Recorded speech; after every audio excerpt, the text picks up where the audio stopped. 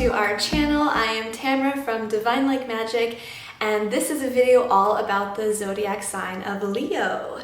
My goal on this channel is to make astrology easier for you to understand so you can use it as a tool to better yourself, better your relationships, and better the world.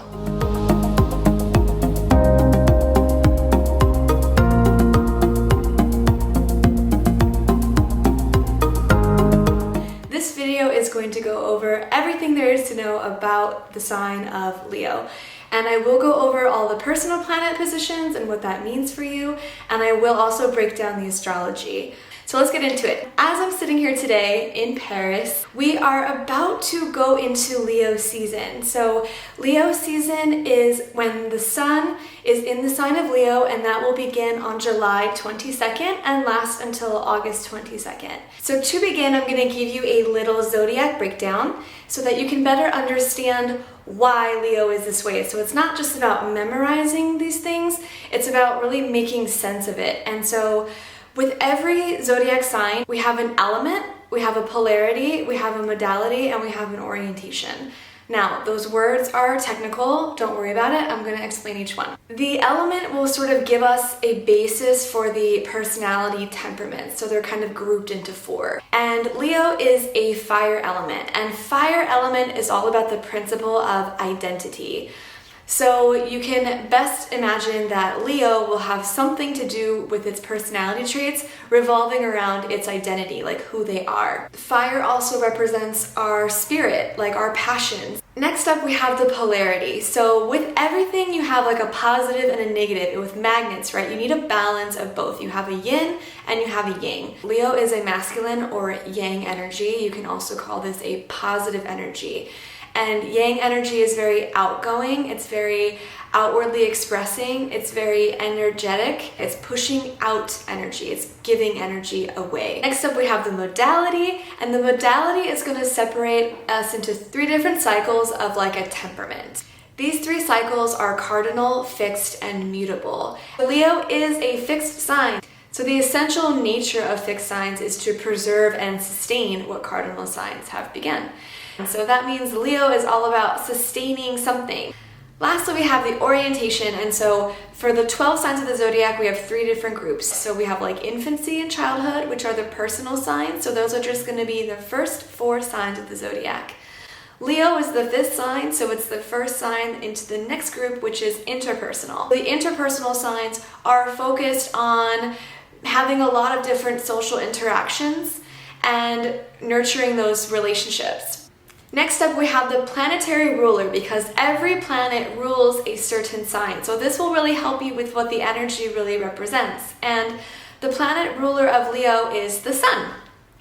And if you haven't already, I made a whole video about the sun, and so that'll give you more of an idea of what the sun actually represents on a more detailed and easy to understand explanation. So since the sun represents our outward expression of our will and our life's purpose, the Leo qualities are going to be quite similar. So if you can understand the sun, you can understand the sign that it rules over a little bit better. That's a really good trick to use in astrology. And you can kind of use the rulership to help you understand a little bit better the sign itself. So if you want, go ahead and watch the video. Next up, we have the house ruler. So there are also 12 houses of the zodiac, just like there are 12 different signs. So each sign rules over a certain house.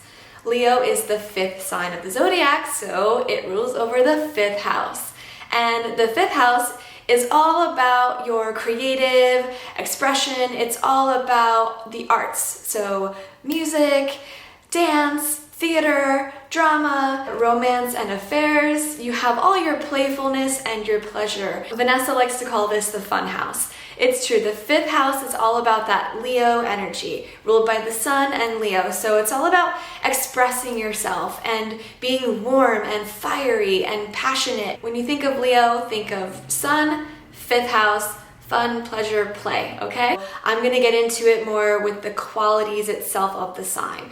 And we're gonna use that knowledge of the sun and the fifth house to really narrow down how Leo is. So Leo, the lion likes to show. The Leo is the sign of the performer, right? Because it's the 5th house, so it's like theater, drama, expression. So we can really break it down to Leo's core need. Its basic need is to be able to self-express and be appreciated by others. These qualities of Leo, which I will explain, they can be positive or negative based on if your needs are being met or not. So these positive or skillful applications, is what we like to say in astrology, of Leo, are all the things that represent like the sun and that fiery and that creative energy. So positive traits of Leo are going to be self-confidence, radiance, right? Playful, extravagant, very loyal. Now we're getting into stuff with the lion. So prideful, loyal, courageous, very brave, strong, powerful, really good leaders, especially because they feel confident in what they're doing and what they believe. They're very performing and dramatic. They're very flirtatious, they're very fun, very warm because this is a fire sign, and big-hearted. They're filled with love. That 5th house is all about like romance and play and just like innocence. It's very childlike. So on the flip side, you have these negative traits, and these negative traits hopefully only really come out when something isn't really right or something needs to be improved. And this is the beauty of astrology, is that we can't choose our signs, right? We're just born with these signs, these planets in these signs.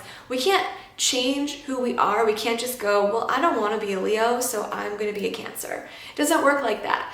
But with these negative traits of any sign, we can choose the positive ones. So the negative signs of Leo, let's think about what that is. Let's think about the negative side of being confident and self-expressive, right? You might be arrogant. You might be really self-centered and selfish. These are like having too much of an expressed sun sign in Leo. Other negative qualities could be very vain, right? Center of attention, always needing attention, being very flamboyant in that way. Maybe a little bit of a heartbreaker, maybe too flirtatious, not really committing, and just like being really open with people and then being open with everybody else, and sometimes that breaks other people's hearts. So again, like I said, these traits exist, but in astrology we can choose when we want to express the more positive traits, and when we're expressing the negative traits, we can purposefully make these changes. There's a spectrum, so you can be self-confident, but if you're vain and you're too self-centered or you're arrogant, that's a sign that maybe your needs aren't being met or you're insecure somewhere, and you can choose to be the better version of yourself. So now, where do you have Leo in your chart? Because in astrology, we have what, how, and where. And I explain this in all my other videos about the other signs. And the what is the planet. So the planets represent something in themselves, right? That's why they rule over certain signs. Like the sun, it is all about our will and our life's purpose. It's like our soul's lesson that we are here in this lifetime to learn. With each planet, the how is the sign. So when the planet is in this sign, that sign's characteristics is how we express the purpose of that planet. And then the where is the house. And so the house is going to be the area of your life in which this manifests. For you having Leo in your chart, it's going to depend on which planet is in Leo. So I'm going to go over the personal planets, because the more outer planets really kind of affect us collectively or generationally, but the inner planets, I'm going to go over them because they're a little bit more important in determining your personality. So let's say you have your rising is Leo, so you have Leo in your ascendant. The ascendant is how other people see you. It's typically the mask you wear. It's something we usually learned when we were very young. So in a new group setting, in some uncomfortable situation that's brand new, you're probably more expressive and you're like the center of attention. And you do this because you think it's a good thing to stand out. That's why you wear that mask. This is what other people typically see from you. So if you have a Leo rising, people probably see you as very outgoing, very expressive. People see you as confident, and probably very fun and playful. Now let's say you have your sun in Leo, right? So that's like you're born between July 22nd and August 22nd. Because the sun is the ruler of Leo, this is a very positive expression of Leo, your will and your purpose, and everything that you want in life is expressed in this Leo manner. So you probably make like a really great leader. Your purpose in life would be to lead other people by example, and you probably do it in a very creative way, a very expressive way that people see, that you make sure people see. Let's say you have your moon in Leo. The moon represents our more emotional needs. It's our core reactions to things that happen emotionally. You probably rely on your emotional needs based on if you're being appreciated by others, and you probably feel a lot of emotions based off of your ability to express what you're feeling. You probably express your emotions in a warm way. Maybe you express your emotions very big and profound. You could be like a big, like hopeless romantic, you know. Next up, we have Mercury. Mercury represents how we think, speak, write, communicate. This probably is a very showy way for you. You probably speak very loudly. You're probably very sure in what you're saying. You might be very dramatic when you tell stories. When you speak, you want to be heard, and you could be very creative with your writing. Having Leo and Mercury could make you a very good poet, could make you a very good speaker. If you were a leader, this could be very good. You can make really, really good speeches. You're very confident in the way that you speak. Venus in Leo. So Venus is how we attract what we are attracted to. It also represents how we earn our money and our social lives and popularity. So with a Venus in Leo, you are probably very flirtatious. You are probably really attracted to people who are creative, people who are expressive, and people who are confident themselves. You're probably very popular and have a very active social life with many different friends. Venus in Leo could be a little bit of a tease, someone who is a little bit of a heartbreaker, very flirtatious with a lot of people. But because it is the lion too, in a relationship, Venus in Leo is very loyal and very prideful about their relationships. You can really count on them. Lastly, we'll go to Mars. So Mars in Leo. Mars is how we assert ourselves. It's the warrior. It's how we go after and conquer things that we want.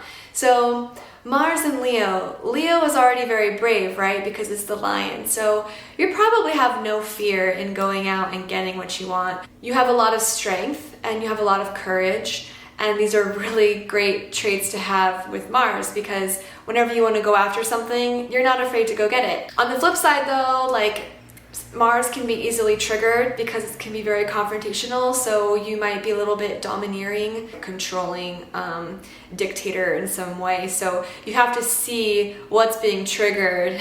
And so for me personally, I don't have a planet in Leo. I actually don't have any planets in a fire sign. You do have 12 houses, and each house is going to be ruled by a sign in your birth chart. So for me, I have Leo in my 4th house. The 4th house is ruled by the moon and Cancer, so it's all about our private home life. So the 0 degree point at the beginning of the 4th house is actually a very critical angle in astrology when looking at birth charts. So you have the ascendant, and then that's at the 0 degree of the 1st house. Then you have the undersky, which is right at the 0 degree of the 4th house. So that's actually my undersky. The undersky represents how we function within. So actually for me, the way that I function within internally is as a Leo. And so this is actually something that a lot of people don't necessarily see on the outside. This is a good indicator of how I might be in a family as a mother, right? Because the 4th house is ruled by the moon, and that's the mother, and that's all that Cancer energy. So I want you to look at your birth chart. I want you to see where you have Leo, whether it's in one planet, maybe you have more than one planet in Leo, and maybe you don't have a planet, but you have a house placement, and this will be the area of your life in which you can express these Leo qualities. So let me know in the comments, where do you have Leo in your birth chart? Did this resonate with you? Thank you so much for watching this video. It means a lot to me because my goal is to make astrology easier to understand so that we can really use it as a tool to make our lives better. And if you took the time to watch this video today, pat yourself on the back. Good job. I really hope that you learned more about this sign and why it has the traits that it does.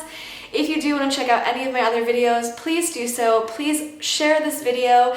Give it a thumbs up if you liked it. This is a new channel. We are really trying to grow it, and every kind word, every share, it means so, so much. So thank you. I wish you all the best. Happy Leo season.